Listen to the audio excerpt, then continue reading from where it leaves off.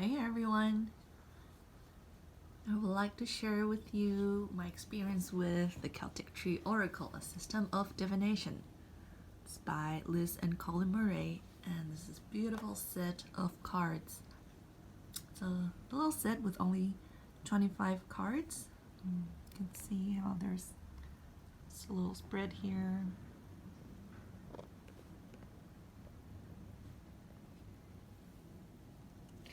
This is my first system using the Owen system, and you can see I think for this particular set it seems like I've heard people say it's out of print. There were several different versions of it, and you can see that for these cards each of them is a tree or a plant, and you have the Gaelic name, the English name, the Owen on the side, and then there are also dots that represent the ranking of the particular tree or plant. For example, 3 dots, as you would have for you, that's a chieftain tree, or maybe for the peasant tree there's 2, like the birch, or there are also shrubs, for example, for reed, elder, and other plants.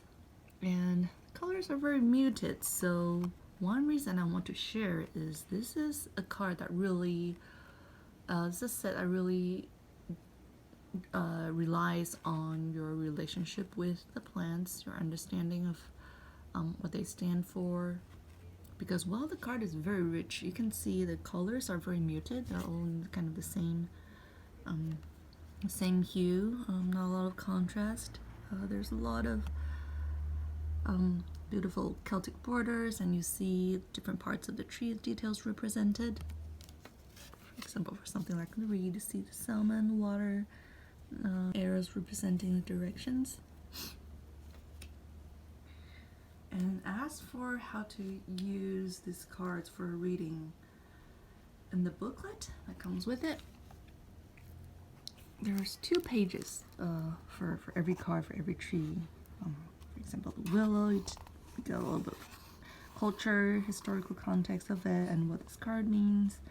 Sometimes there is a meaning for reverse. And so for how deep the Owen, how old the Owen system is, this is not a lot of direction. And when you go to the recommended spread, the default spread for it is one that requires 15 cards.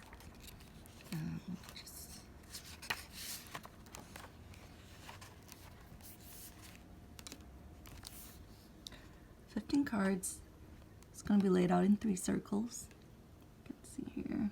First circle mostly represents the past, or what constitutes the problem that's being asked. The second circle for the present.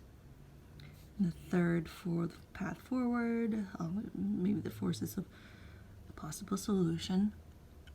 And in each circle you have the correspondence, the 4 directions, and a center card. So when you do a reading, not only do you look at the relationships between the 3 circles, you will look at the relationships between that unites each direction. So for 5 cards in a circle, we have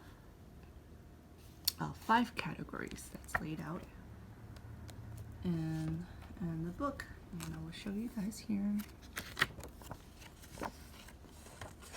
For example, for everything in the north direction, that'll be the foundation, and for 3 circles you get 3 cards for the foundation.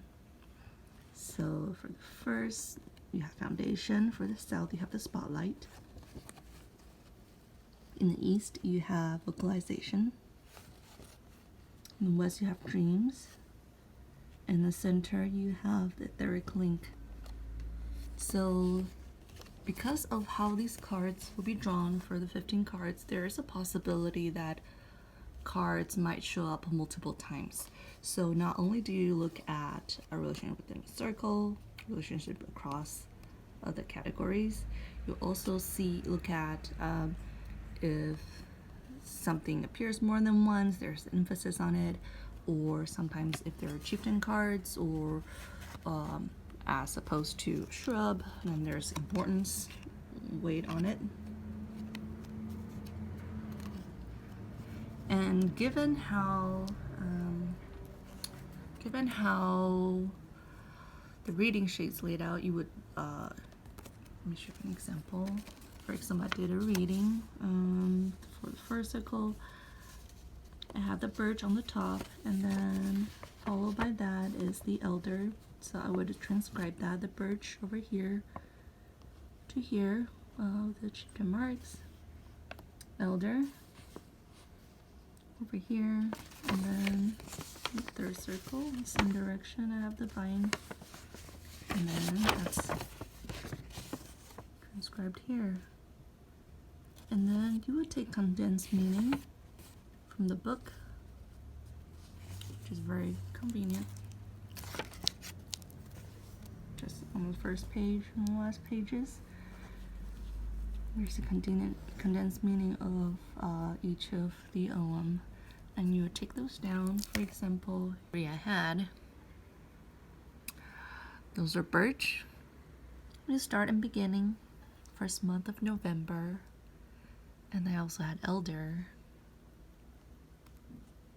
right here in the beginning and the 13th month, which is just the days before November, the first month, and also moon vine, which is prophecy. And so prophecy for vine.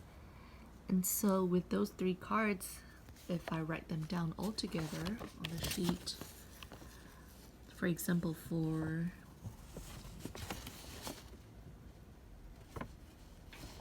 foundation, that for me seems to speak a lot to, you know, beginnings and to consecutive months from October to November.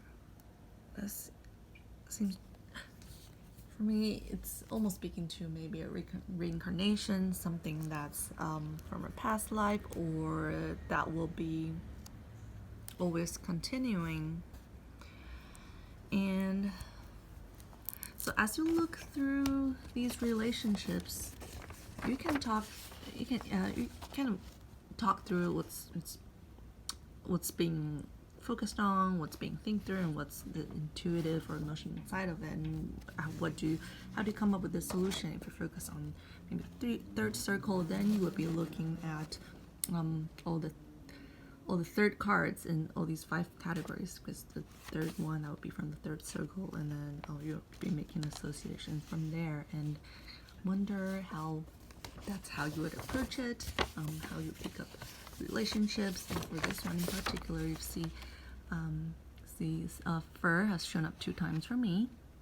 You has also shown up 2 times, and there's, you know, based on their location, they're communicating several things, or is that the stronger theme that take place in this reading more than anything else?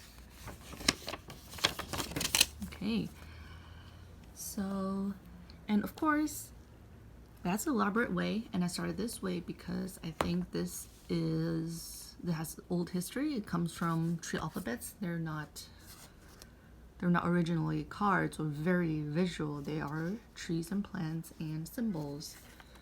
So I decided I want to start with what the authors has recommended, the standard way, and get familiar with them. But also I will try out the simpler ways, daily guidance or simpler questions, that kind of format, to have an opportunity to each time spend more time with just a few trees. Here it is. That's moon. That's the vine. Look at there's the field of where they grow.